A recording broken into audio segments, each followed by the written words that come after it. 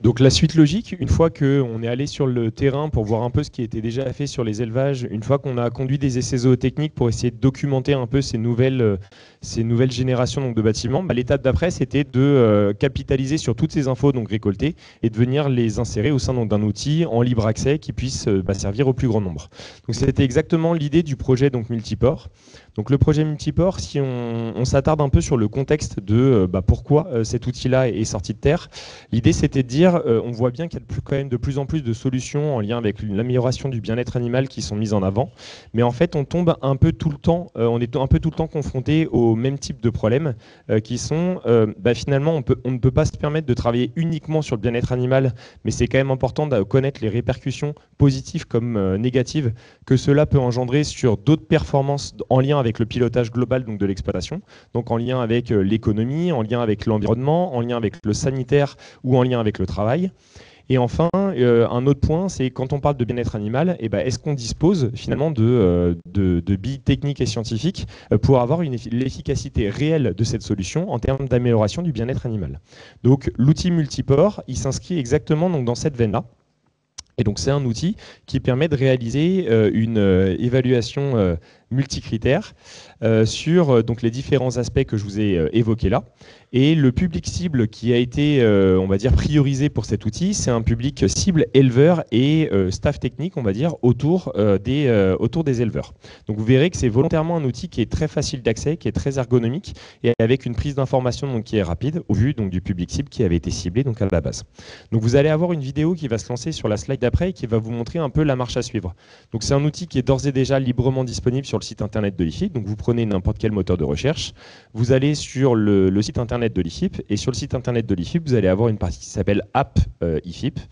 Dans App IFIP, vous allez avoir plein d'outils proposés par l'IFIP. Je vous invite à aller les voir et d'aller regarder en priorité donc Multiport. Vous allez tomber donc sur une page d'accueil qui va vous présenter finalement ce que je viens de vous décrire donc à l'instant. Et quand vous cliquez donc sur l'outil, vous tombez sur une première page qui va vous expliquer comment fonctionne l'outil, quels sont les différents piliers qui sont traités dans la fameuse évaluation multicritère que j'ai évoquée juste avant. Donc on retrouve toutes les thématiques que je vous ai précisées. Et un point qui était important dans la façon dont Multiport a été créé, l'idée c'était de créer un collectif d'experts de telle sorte que l'on ait à la fois des personnes de l'amont et de l'aval donc de représenter et d'avoir une expertise un peu collective autour de cette évaluation. Donc quand vous cliquez sur l'outil, on va juste vous demander d'avoir un compte IFIP qui est gratuitement faisable donc, sur notre site. Et ensuite, vous allez tomber sur un premier écran d'accueil. Le premier écran d'accueil, vous allez avoir accès à 10 thématiques, 10 leviers d'action en lien avec le bien-être animal. Et vous allez pouvoir venir sélectionner le levier qui vous intéresse. Là, pour la démo, on a décidé de prendre la maternité liberté. Quand on fait une évaluation multicritère, on part toujours d'une situation initiale et on évolue vers une situation donc visée. Donc tous les scénarios que vous allez choisir seront toujours fichus de cette façon-là. Par contre, quand on parle de situation non visée, l'idéal c'est d'avoir des standards réglementaires ou techniques qui existent, mais en fait il y a un certain nombre de situations visées qui sont présentes donc, dans l'outil, dans lequel finalement il y a toute une diversité de solutions donc, possibles. Donc en fait l'éleveur va avoir la possibilité de venir paramétrer la surface par animal, le type de barre anti-écrasement qu'il a ou pas, la durée de contention, pour essayer de trouver quelque chose le plus proche de la situation qui l'intéresse. Et en fait en l'espace de 3 clics, vous arrivez déjà sur le tableau de résultats, où vous allez pouvoir voir avec ce changement de pratique-là, quelles sont les situations qui ont été améliorées, quelles sont les situations qui ont été mitigées, donc parfois améliorées, parfois dégradées selon les conditions d'application, et quelles sont les situations qui sont dégradées. Donc pour chacun des piliers, vous voyez le nombre de critères sur lesquels l'évaluation est faite, et vous voyez finalement le nombre de situations améliorées, dégradées ou mitigées que vous avez. Vous voyez qu'il y a un interrupteur qui permet de passer donc, du porcelet à la truie, c'est parce que finalement, selon l'animal qui est visé, on peut avoir donc, des performances en termes de bien-être animal ou en termes de sanitaire qui peuvent être un peu différents.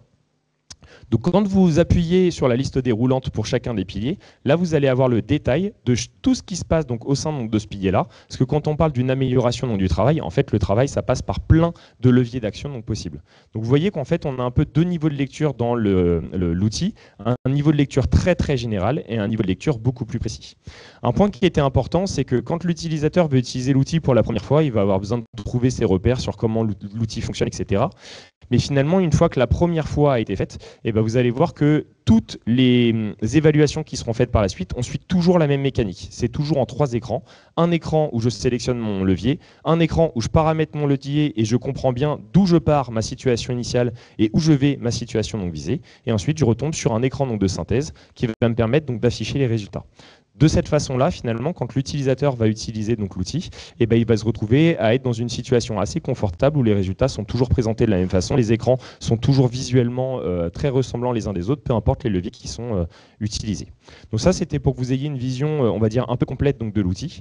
Et après, je vais laisser la parole à Valérie donc, du service bien-être animal de l'IFIP, qui va vous faire un focus plus précis sur la partie bien-être animal. Bonjour à tous. Donc Multiport, comme on l'a dit, est dédié en fait dans cette première version sur des leviers qui favorisent le bien-être des animaux, mais on est dans l'ordre des pratiques, des systèmes d'élevage, des équipements d'élevage, et on est plus dans l'ordre de la bientraitance, ce qui réfère au titre de la session d'aujourd'hui. Mais qu'en est-il réellement pour le bien-être des animaux? Parce qu'en fait, si on s'intéresse au bien-être, on va s'intéresser en fait aux 4 principales dimensions du bien-être: l'alimentation, l'abreuvement, le comportement des animaux, est-ce qu'il est optimal, hein, la qualité du logement et la santé. Alors pour faire cette évaluation, en fait, on est un peu coincé parce qu'on est sur des systèmes qui sont un peu innovants, qui ne sont pas forcément largement mis en place. Et donc on a assez peu de données disponibles. Donc on a des références quand même dans des articles. Mais en général, en fait, les articles s'intéressent à 1, 2, 3 dimensions, mais pas en fait à une évaluation globale. Donc pour résoudre en fait cette question de l'évaluation du bien-être de ces différents leviers, donc l'impact bien-être sur les animaux, on a privilégié une approche d'expertise. Donc on a réuni un groupe de 14 experts, donc qui sont des chercheurs, hein, des vétérinaires, des zootechniciens, en fait, qui sont tous en fait sensibilisés à ces questions de bien-être animal, hein, et qui connaissent bien le milieu de l'élevage. Donc ces 14 experts ont commencé par lister une série d'indicateurs pour pouvoir répondre à cette question de l'évaluation du bien-être, donc dans les 4 dimensions que je vous donnais précédemment. Et donc ensuite, en fait, ils ont été amenés donc ils ont choisi 12 indicateurs, ils ont été amenés à évaluer chacun des leviers. Donc on avait 10 leviers. Comme vous l'a dit Yvonique, on avait plusieurs modalités pour ces leviers, de 2 à 30 par levier. Et on avait 7 à 12 indicateurs pour chaque levier. Donc en fait, vous faites la multiplication, vous voyez tout de suite que c'est un travail assez gigantesque. Donc, comment on a procédé? En fait, on a fait un questionnaire. Donc, on a soumis en fait un questionnaire aux experts qui ont eu à évaluer la moitié des leviers. Donc, un exemple de ce questionnaire, par exemple, là, j'ai le cas donc du changement de type de sol. La question, c'est de passer d'un type de sol caillebotis intégral en post-sevrage à du caillebotis partiel ou à de la litière. Et donc, chaque expert devait se prononcer. Est-ce que ça a un impact négatif, voire très négatif, donc qui va vers le orange, vers l'inacceptable, ou est-ce que, en fait, ça va avoir un impact plutôt positif sur le critère considéré. En l'occurrence, j'ai pris l'exemple du repos, de la possibilité de s'allonger pour les animaux. Donc là, vous avez en fait un exemple d'un expert qui a dit, voilà, sur caillebotis partiel, soit ça n'a pas d'effet, mais ça peut, dans certains cas, en fait, poser des problèmes sur le confort au repos et la possibilité de s'allonger, alors que sur litière, la réponse est clairement positive. Et chaque expert pouvait aussi mettre des commentaires. Donc on a débriefé, en fait, on a analysé tous ces retours de questionnaires collectivement, donc avec le groupe des 14 experts, pour arriver à un consensus sur le niveau de l'impact. Donc on avait soit une réponse unique pour chacun des leviers, chacune des modalités et chacun des indicateurs, comme on l'a ici pour la litière, ou une plage de réponse, comme on l'a par exemple sur le caillebotis partiel. Et à chaque fois, on a un commentaire explicatif. Donc c'est un travail qui a été assez important, et globalement, c'est heureux, hein, on trouve que sur la plupart des indicateurs et sur la plupart des leviers, on a une amélioration ou pas d'effet sur le bien-être des animaux. Cependant, on a identifié en fait un certain nombre de risques d'atteinte au bien-être. Donc là, j'ai repris un exemple avec deux cas de figure, donc le type de sol et la lumière.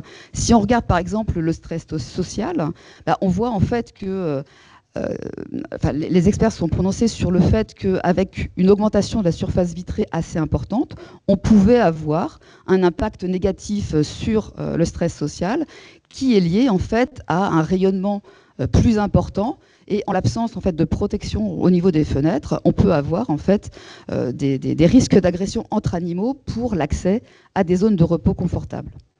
À l'inverse, si on regarde l'aspect sur les troubles locomoteurs, on voit en fait que quand on passe du caillebotis intégral au caillebotis partiel ou à la litière, on peut avoir des impacts négatifs sur caillebotis partiel, à la fois sur les gestantes, PS et engraissement, du fait en fait de glissade et de chute si le caillebotis partiel est trop glissant.